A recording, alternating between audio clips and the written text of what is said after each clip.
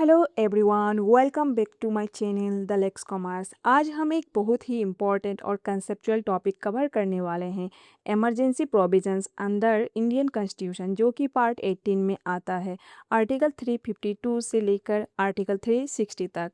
ये topic judiciary, UPSC, net, JRF और law student सबके लिए एक्सट्रीमली इम्पॉर्टेंट है। तो चलिए शुरू करते हैं।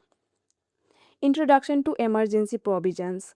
अब हम इमरजेंसी प्रोविजंस का बेसिक कंसेप्ट समझते हैं। इंडियन कॉन्स्टिट्यूशन के पार्ट 18 में आर्टिकल 352 से आर्टिकल 360 तक इमरजेंसी प्रोविजंस दिए गए हैं। इनका मेन पर्पस है कि जब देश में कोई एबनॉर्मल या क्राइसिस सिचुएशन आ जाए, जैसे वार, इंटरनल डिस्टरबेंस या फाइनेंशियल क्राइसिस, तब गवर्नमेंट को एक्स्ट्रा ऑर्डिनरी पावर्स मिल सके ताकि सिचुएशन को कंट्रोल किया जा सके। यहाँ एक इम्पॉर्टेंट बात है, नॉर्मली इंडिया एक फेडरल स्ट्रक्चर फॉलो करता है जहाँ सेंटर और स्टेट के बीच पावर्स डिवाइडेड होती है, लेकिन इमरजेंसी के टाइम पर यह सिस्टम टेम्पोररीली यूनिटरी बन जाता है, मतलब सेंटर के पास ज़्यादा पावर आ जाती है। 3 टाइप्स के इमरजेंसी होते हैं, नेशनल इमरजेंसी, स्टेट इमरजेंसी या presidents rule, financial emergency. Article 352 national emergency. अब हम आते हैं आर्टिकल 352 पर, जो नेशनल इमरजेंसी से रिलेटेड है।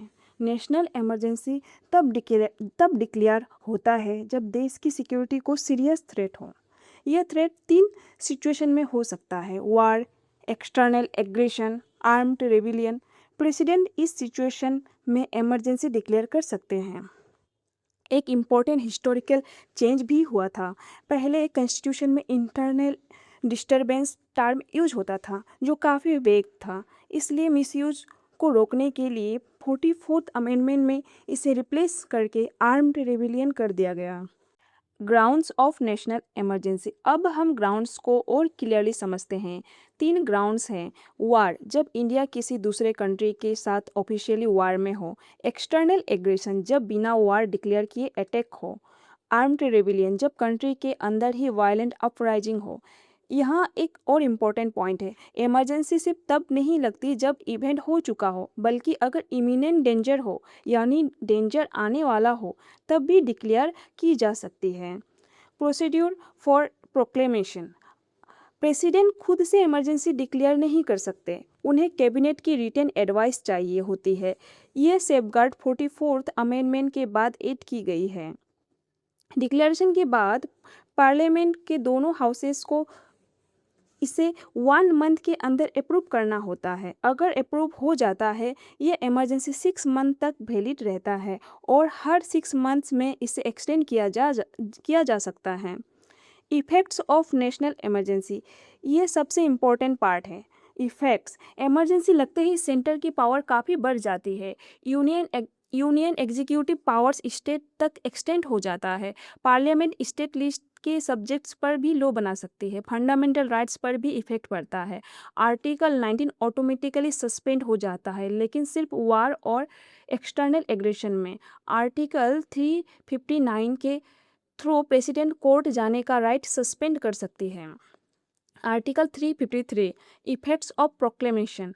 आर्टिकल 353 बेसिकली इमरजेंसी के इम्पैक्ट को डिफाइन करता है। इसके अकॉर्डिंग सेंटर स्टेट्स को डायरेक्शन दे सकता है। पार्लियामेंट किसी भी सब्जेक्ट पर लॉ बना सकता है, इवन स्टेट लिस्ट पर भी। ये फेडरल स्ट्रक्चर को टेम्पोररीली सेंट्रलाइज्ड बना देता है। Article 354 application of revenues. इस आर्टिकल में फाइनेंशियल डिस्ट्रीब्यूशन की बात की गई है। नॉर्मली सेंटर और स्टेट के बीच रेवेन्यू शेयरिंग फिक्स होता है, लेकिन इमरजेंसी के टाइम प्रेसिडेंट इस डिस्ट्रीब्यूशन को मॉडिफाई कर सकती है, मतलब सेंटर फाइनेंशियल कंट्रोल भी इंक्रीज कर सकती है। Article 355 duty of the union. यह एक इम्पॉर्टेंट कॉन्स्टिट्यूशनल ड्यूटी है। यूनियन का ड्यूटी है हर स्टेट को एक्सटर्नल एग्रेशन और इंटरनल डिस्टर्बेंस से प्रोटेक्ट करना, इंश्योर करना कि स्टेट गवर्नमेंट कॉन्स्टिट्यूशन के अकॉर्डिंग काम करे।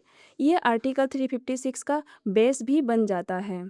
Article 356 presidents rule. अब हम आते हैं प्रेसिडेंट्स रूल पर। आर्टिकल 356 तब अप्लाई होता है जब स्टेट गवर्नमेंट प्रॉपरली फंक्शन नहीं कर पा रही हो अकॉर्डिंग टू कॉन्स्टिट्यूशन। इसे फेलर ऑफ कॉन्स्टिट्यूशनल मशीनरी भी कहा जाता है। प्रेसिडेंट गवर्नर की रिपोर्ट या अपनी सेटिस्फेक्शन के बेसिस पर प्रेसिडेंट रूल लगा सकती है। Grounds for presidents rule. कुछ कॉमन सिचुएशंस, कोई पार्टी मेजोरिटी प्रूव नहीं कर पा रही हो, लॉ और ऑर्डर कम्प्लीटली कोलैप्स हो चुका हो, गवर्नमेंट अनकॉन्स्टिट्यूशनल काम कर रही है हो, ये सब इंडिकेट करते हैं कि स्टेट सिस्टम फेल हो गया है। Effects of presidents rule. इसका इम्पैक्ट काफ़ी स्ट्रॉन्ग होता है। स्टेट गवर्नमेंट डिसमिस हो जाती है, गवर्नर प्रेसिडेंट के बिहाफ पर काम करता है, स्टेट असेंबली डिसॉल्व या सस्पेंड हो सकती है, पार्लियामेंट स्टेट के लिए लॉज बनाता है। Article 357 exercise of legislative powers. इस आर्टिकल के थ्रू पार्लियामेंट अपनी लेजिस्लेटिव पावर्स प्रेसिडेंट को दे सकता है। प्रेसिडेंट फिर इस पावर को किसी और अथॉरिटी को डेलीगेट कर सकते हैं। यह एडमिनिस्ट्रेटिव फ्लेक्सिबिलिटी प्रोवाइड करता है। Duration of presidents rule. Presidents rule को 2 मंथ्स के अंदर पार्लियामेंट अप्रूव करेगी, उसके बाद 6 मंथ के लिए वैलिड होता है। मैक्सिमम 3 इयर्स तक एक्सटेंड हो सकता है कंडीशंस के साथ। Article 358 suspension of article 19। Article 19 automatically suspend हो जाता है सिर्फ वार और एक्सटर्नल एग्रेशन के केस में, आर्म्ड रेबेलियन में भी नहीं होता। ये एक इम्पॉर्टेंट डिस्टिंक्शन है एग्जाम के लिए। Article 359 suspension of enforcement of rights. इस आर्टिकल के अंदर प्रेसिडेंट कोर्ट जाने का राइट सस्पेंड कर सकती है, लेकिन आर्टिकल 20 और आर्टिकल 21 कभी सस्पेंड नहीं होते। ये एक स्ट्रॉन्ग सेफगार्ड है सिटीजन के राइट्स के लिए।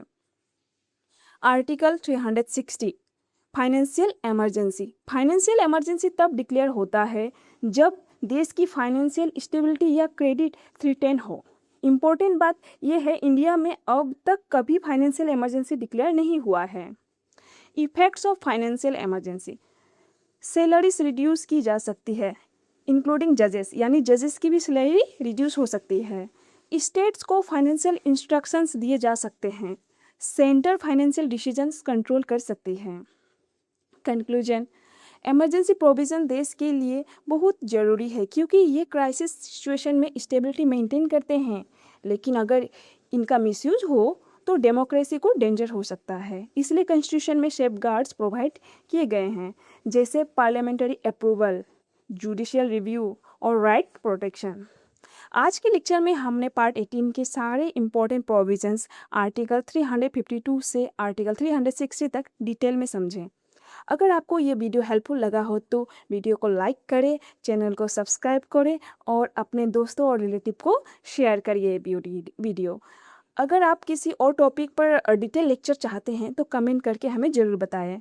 Thank you so much for